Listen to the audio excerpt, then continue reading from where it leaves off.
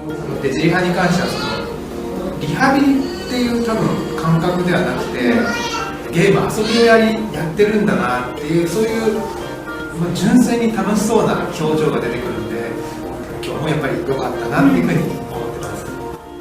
Hello and welcome to Beyond Japan, an interdisciplinary podcast that looks at the broad reach of Japanese studies from within and beyond Japan. This podcast is brought to you by the Centre for Japanese Studies at the Sainsbury Institute for the Study of Japanese Arts and Cultures, in collaboration with the University of East Anglia. I'm your host, Oliver Moxham, Project Support Officer at the Sainsbury Institute and researcher of Japanese War Heritage. This week we are joined by Kanako NAKAMURA, General Manager of Digital Interactive Rehabilitation System, or Digireha for short, to discuss tech, art and rehabilitation. Kanako will explain how technological innovations and digital art can revolutionise monotonous rehabilitation processes for disabled children, creating a joyful, customised experience and fostering interactive relationships with family members. We hope you enjoy the show. Good afternoon, Kanako. Thank you for joining me on the podcast today. Yep, thank you for inviting me for this great opportunity. So, first of all, I'd like to know a bit more about you. Can you tell us about your area of expertise and how your interests have brought you there? Yeah, well, first of all, I'm Kanako Nakamura. I'm living in the UK these, but I work remotely with a Japanese company. Well, my expertise is in physiotherapy. I used to work as a physiotherapist for years in Japan, especially with disabled children. And also, I got a master's degree in disability studies here in the UK 2020. Then, well, after working in Japan with disabled children, I went to Guatemala to work as volunteer in physiotherapy with disabled children as well.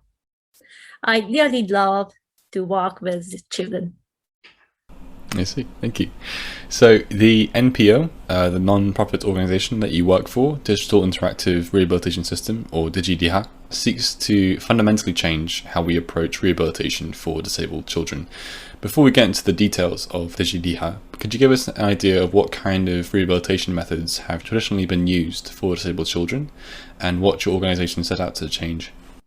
Okay, well, first, I'm so sorry that Digireha is quite hard to pronounce for maybe English speakers. Is it like for us, for Japanese, Digireha is easy to say. So we love that.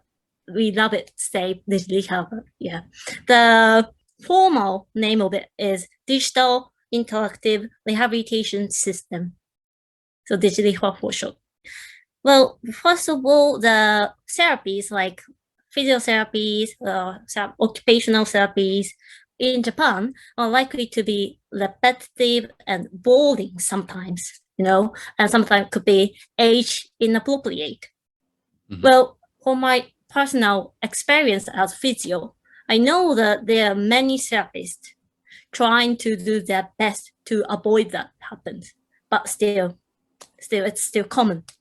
But the children are supposed to run around all day long and play creatively, not following instruction from others, especially from adults. But the disabled children should do that in the therapeutic sessions.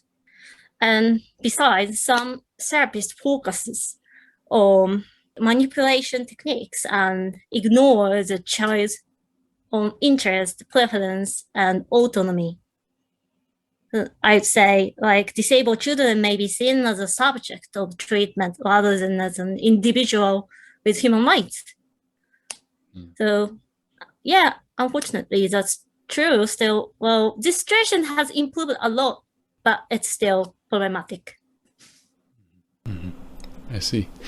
I've had a look at some footage of Digireha sessions, and it's delightful to see these kids having fun with their families through their therapy. Could you explain for our listeners what kind of activities you provide for the children and how it aids their rehabilitation? Yep. Like we are developing a rehabilitation tool that uses sensors and digital art. The sensors detect the player's physical movements, for instance, from small fingertips movement to dynamic full body actions.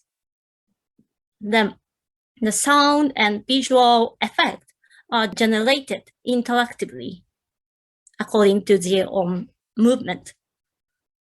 And all apps are designed and coded by our occupational therapist. Then all applications are based on trainings and assessment used in therapeutic sessions. So players can perform exercises similar to those used in rehabilitation while playing with Digireha. It is already suggested that disabled children maximize their potential while playing rather than passive intervention. So we hope that Digireha will be a very good tool for disabled children. Excellent. So does using advanced sensor technology have any drawbacks? For example, would this kind of therapy be accessible for economically disadvantaged families? Yeah, finance is a big issue, Well, in the UK, I think many charity organizations support the families, like donating a number of tools. But for example, like they provide electric personal mobility or equipment to play esports and other games. I know that this is not the case in Japan, but of course relying on charity organization is not the best thing to do. Like government should do that instead. But in Japan, it is completely dependent on the family of disabled children or disabled people as well. We would love to approach this kind of social system as well. I see. So just to go on what you said earlier, are you looking to expand the activities of Digireha from Japan to the UK as well? Yeah, exactly. Our aim is to expand Digireha to all over the world and all age of generation people. So expanding Digireha in the UK is a bit we'd love to do that in a few years. That's great. Now, you use the term digital art to explain the activities you provide through your initiative, but to some it seems more like video games. Could you tell us why you use the term digital art? Yeah, well, that's a good question. Well, good point.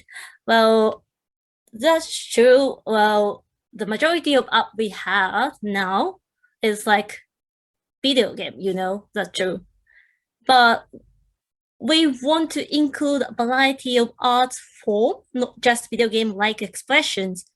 For instance, the geometric pattern changes with the movement of the fingers of players, or lines like an electrocardiogram move on the screen following player's heartbeat. Kind of like that, like wider variety of expression. And we love to examine how each of these effects impact the players in a psychological and physiological way as well. Yeah, it's great. I mean, I think that it's kind of a leading thought in pedagogy that play is very important in education, not just for disabled children, but for all children. Yeah, exactly. So what kind of feedback do you get from the parents or carers of the children, or indeed the children themselves? Well, we've got a lot of positive feedback from disabled children and their families. Like a lot of children have told us that they want to do Digireha and want to do more. Like once more, again, like that. That is really fun. Like exactly what we want. And the best feedback I got is that one child with a very severe physical impairment, so he communicates using a special sign language. I'm not sure what it's called in English, but he uses the fingertip movement to communicate with his mother. And he said, well, his mother said actually, but he said that for the first time, he was able to play on his own initiative with Digireha. That's amazing. Yeah, it was very amazing moment, I think. Like many therapists have tried to let him play with some toys, for instance, some toys and switches, but they couldn't do that because of his physical impairment. But finally, with Digireha, he could. That was the best feedback ever. Yeah, that's great. Yeah, I suppose children with very severe physical limitations, advanced technology is going to be the only way they can express themselves and play independently. Yeah, that's true. Yeah. So, what age ranges do you cover in the Digireha program? Yeah, well, as I said, our goal is through Digireha, people of all ages and from all over the world who need rehabilitation are connected together. So our next challenge is, as I said, to expand overseas, like in the UK or European countries and any other area of the world. So our big goal is supporting disabled people by providing attractive rehabilitation tool, it's Digireha, so that they can participate widely in society. In addition to developing apps, we are also developing platform. We call it Digireha Base. It's like a platform like Netflix or Amazon Prime. You can access it and you choose any other content there are. Like we got that kind of platform. Then it's kind of ideal stuff, but we are trying to do the best for the goal. Like we'd love to make it possible for people to accumulate Digireha token by playing Digireha, which can be exchanged for instance, airline miles and other economic opportunities, so that disabled children and disabled adults can contribute economy as well. I see. That's amazing. Yeah, that's big goal for us. Yeah, great. Well, that's all of my questions. So thank you for answering my questions. Before we finish the episode, are there any other projects that you are working on? Apart from Digireha, you mean, or current project in Digireha? Both. Okay, so, well, current project in Digireha is implementing an online competitive and team play feature like esports. You know, like rehabilitation is generally something you do as an individual, but in reality, there is a limit to how motivated you can be if you do it alone. It's kind of boring, you know. So by cooperating or competing with someone else, rehabilitation is expected to be more effective. For instance, like previous research in esports have shown that playing esports with other people, someone else, releases more hormones which strengthen social bonds.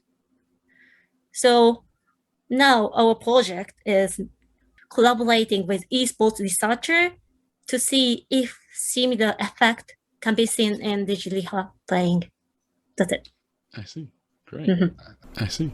Great. That's amazing. I look forward to seeing what comes out of that. Yeah, thanks. Yeah, well, thank you for joining me on the show, Kanako. It's been a real pleasure. It's my pleasure. Thank you. You can find the link to Digireha in the description below. Next week we'll be joined by Dr. Christopher Hayes, Research Associate at the Sainsbury Institute, to discuss binaries of representation, Japan in the British media. Chris will share his insights on British travel shows that see TV personalities like Paul Hollywood or Sue Perkins travel the archipelago and reduce it to binary tropes such as traditional Japan and ultra-futuristic Japan, or traditional Japan and weird Japan. Chris also explains how Japan's own official tourism discourse is complicit in creating these narratives. We hope you'll join us then. Thank you for listening.